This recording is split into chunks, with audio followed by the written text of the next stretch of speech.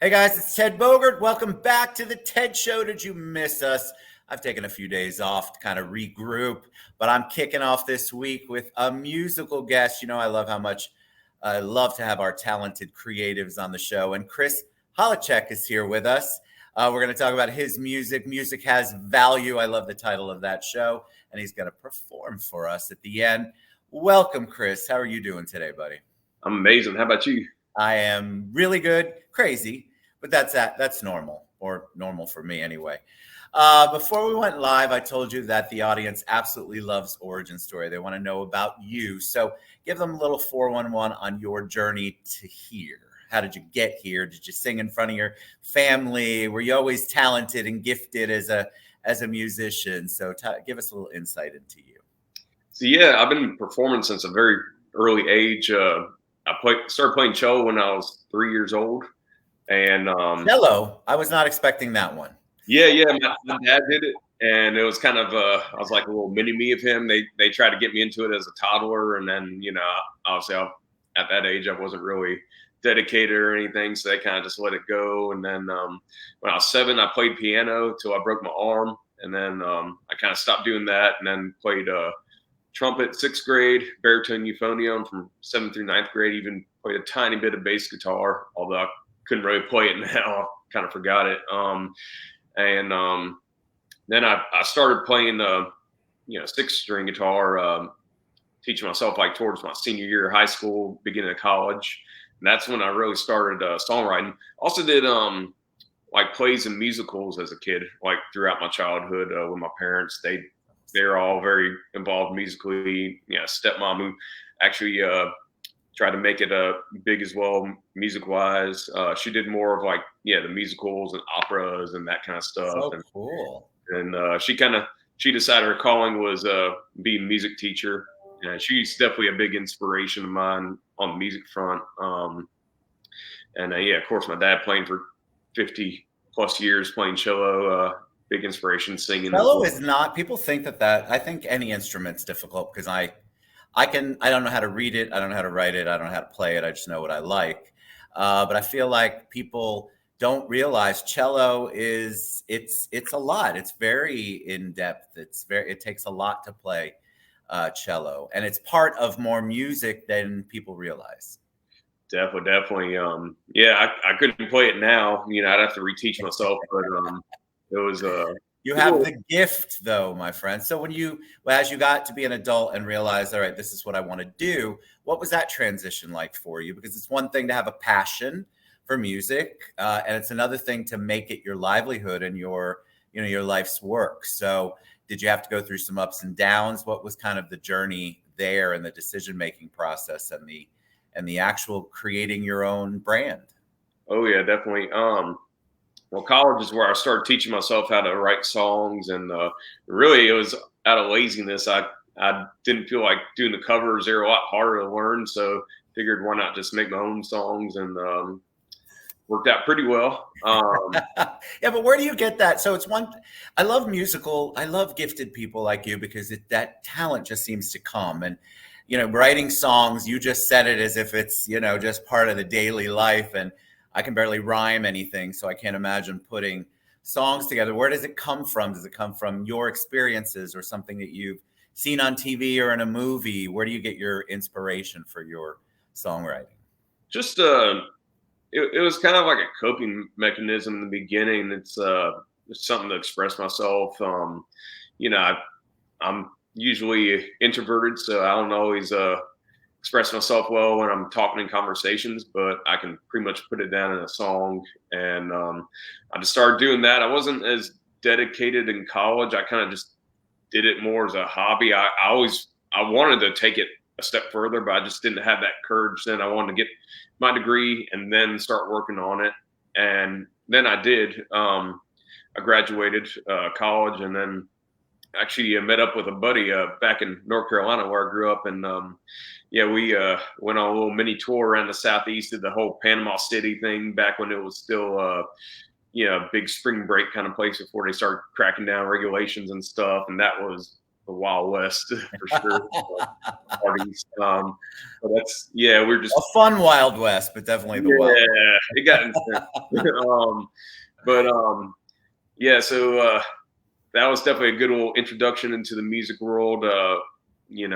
Taking that step, and then after I got done with that, took about 6 months. I lived with my uncle in Raleigh, and just kind of was figuring things out, working like a overnight shift in Target, which was miserable. It was so miserable, it made me want to like go to Nashville. Like now, I'm like, Right. nah. I was wanting to do it like for a few years, get a job, my degree. I'm like, nah, I'm jumping now, and I used Target to get me here to Nashville, and I ended up getting like a daytime shift at Target in East Nashville, and moved in, and that's actually where I met my producer as a roommate.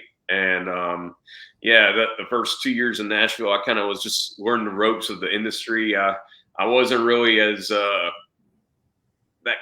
good, I guess, performing. And to hone your craft. Yeah, it was just kind of just getting out there, just meeting people, and then it's not as easy as people think. That there's this whole business side to it. It's not just. And Melanie says music's the best therapy. She's right. That's one of the comments. But it's a business. You have to know. It's not just you performing. There's a whole booking behind it, and marketing, and branding, and business contracts, and things that you have to also learn. You can't just know your talent. You can't just know your gift. Definitely. And but yeah, I ended up getting a job in my degree. I do like GIS, which is mapping on computers, and it's checking utility poles. And the job kept me here for a bit, but it was a traveling job, so it ended up like taking me away. I ended up living in Pensacola, Florida, for about 6 months, and then out to San Antonio, Texas. I lived out there for about 2 years. That's where I quit my job and did music full time there. And then, it went pretty well. I like really honed my craft there. And cool thing about Texans are they're gonna tell you straight up whether you're good or my cousin actually sings out in San Antonio a lot, in Seguin, actually, which is not far from San Antonio. And that is a man that will just tell you nobody's going to tell you sound good if you don't sound good. Right. They're going to tell you straight up and you work on something. So that helped out a lot with the improvements and stuff. And Seguin, I lived right by there in Marion for about 6 months, right outside New Braunfels. The last 6 months. I know it well. I think she's still in Seguin, if I'm not mistaken, or maybe New Braunfels. So tell me about what's going on 2022 for you. Are you back out? Are you touring? Are you releasing music? What's the music world like for you? Yeah, so ironically, yesterday was the official last day of my day job, and congratulations. Thank you. I'm starting my tour tomorrow, heading to Texas. I'll be playing in Austin on Thursday at the Carousel Lounge, and then Rebecca Creek Distillery. That was my like stomping grounds when I lived there. Playing there on Saturday, and be out in Houston Sunday, and then kind of hang around all week around Central Texas, and then go to a wedding, and then go to North Carolina, and then come back. You really are on a tour. Yeah. All right. So tell me about the song that you're going to sing, because that's what the audience loves to hear about you. And then they're like, all right, Chris, what are you going to do? So tell us a little bit about the song that you're going to perform for us. And I'm going to take myself off and give us a little background on it. Yeah. So I'll do my current single right now. It's Remind Me of You. I actually wrote it, I think during COVID lockdown.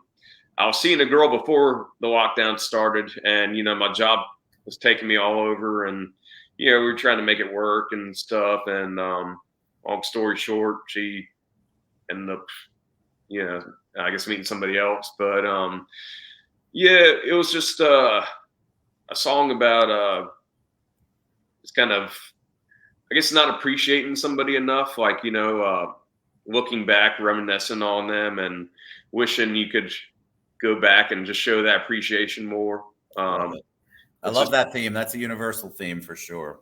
Definitely. And Yeah, and it's upbeat too. It's not a total Debbie Downer. I actually just had the music video got nominated for Josie Music Awards. Video of the year. Congratulate. I'll put myself back on then. Congratulations. That's awesome. Thank you. That's amazing. See, you really are making waves, my friend. Good for you. All right, go ahead. I'm going to take myself off again. Let's hear Chris Hollacheck. All righty. Remind me of you.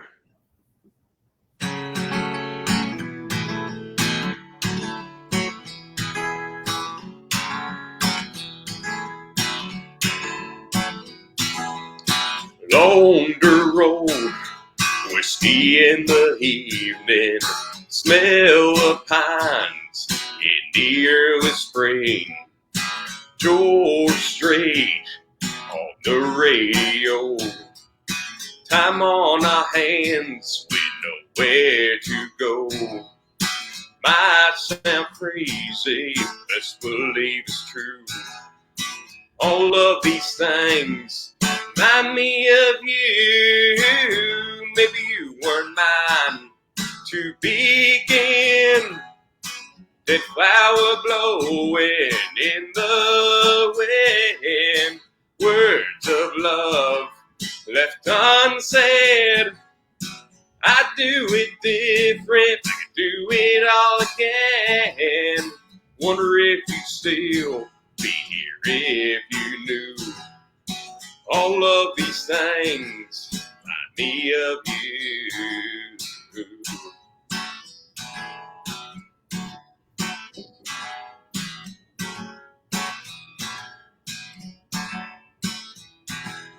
Smile that could clear out the rain. Lips that could kiss this fade away. Eyes that haunt me to this day. Long legs I couldn't keep walking away. Memories I love relive through. So all of these things remind me of you. Maybe you weren't mine to begin. Did flower blowing in the wind. Words of love left unsaid. I'd do it different if I could do it all again. Wonder if you'd still be here if you knew. All of these things remind me of you.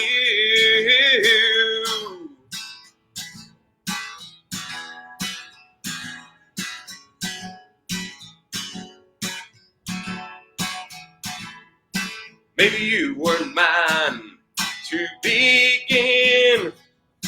That flower blowing in the wind. Words of love left unsaid. I'd do it different if I could do it all again. Wonder if you'd still be here if you knew. All of these things remind me of you.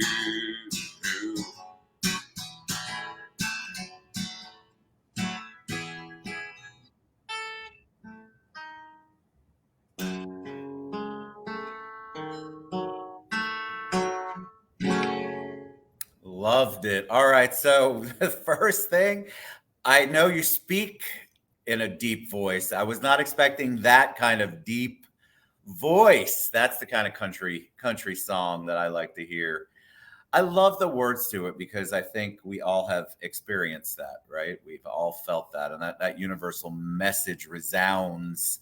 Was when you play it, do you think of someone in particular? Do you still go back to those emotions of what you were feeling when you wrote it? Kind of now just I think of the memories of the song now. That person I don't think about too much anymore, but just the song and the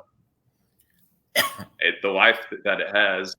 That's pretty much what I think of now, and it now brings happiness to me. Whereas the memory kind of made me miss somebody, so now it's just got a life of its own.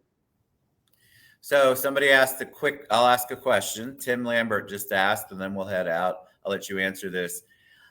My ninth grader is a songwriter and wants to be a singer. So what comes first, lyrics or music? For you, what comes first? Hey, Tim. Definitely the lyrics for me. I will, in fact, I'll most likely be in my truck or on the road or something. I'll just go to my notes app on my phone and just start writing it more like a poem. And then usually at night, that's when I'll put the lyrics or the music to it. I love it. See, there you go, Tim.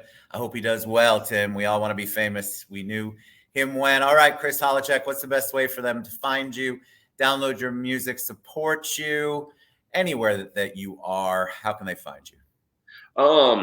Find me on Facebook, Instagram, TikTok, all under the name you see right there. Spotify, Apple Music, YouTube. YouTube's where I got all my music videos, and I do some solo acoustic performances on there as well. Yeah, pretty much anywhere you could think of, I'm there, just under Chris Hollacheck. Chris Hollacheck. All right, my friend. Thank you so much for coming on. Come back anytime. Chris Hollacheck, get behind and support our creatives. It's been a crazy couple of years for them, and they're back out on the road. We're getting back to normal, knock on wood. Hallelujah. So get out there and support them. Thank you, Chris, for being patient, and I appreciate you. Go to find him anywhere. Chris Hollacheck. We'll see you guys later. Thank you so much. Bye, everybody. Thank you.